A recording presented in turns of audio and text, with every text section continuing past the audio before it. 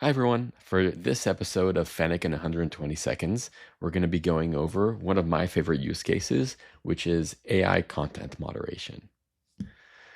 What we'll show is how with Fenic you can build AI content moderation workflows that really understand context and not just keywords.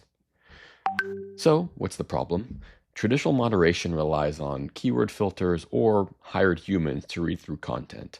Both approaches are costly and unreliable. Keyword lists miss sophisticated scams, while manual review teams are expensive and slow. A message about making money from home might be safe advice or the start of a romance scam. With Fenic, moderation is structured. We define exactly what we want. Is the content safe? What violation type does it fall under? And a short explanation. We're using pedantic models to define the schema.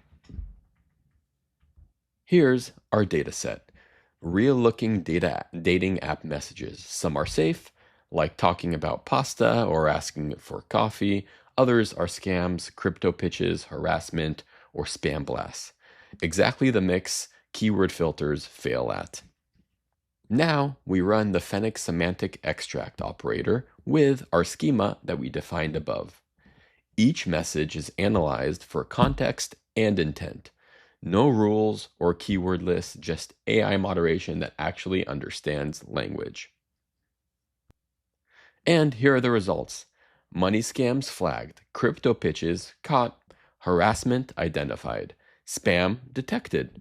Meanwhile, the pasta dinner message is approved as safe. Context really matters, and Fenic gets it right. This approach eliminates brittle keyword filters and reduces the need for massive human moderation teams. Companies no longer have to spend millions hiring reviewers to read through toxic or scammy content. Fenic delivers structured, reliable outputs that can power dashboards, alerts, or real-time enforcement.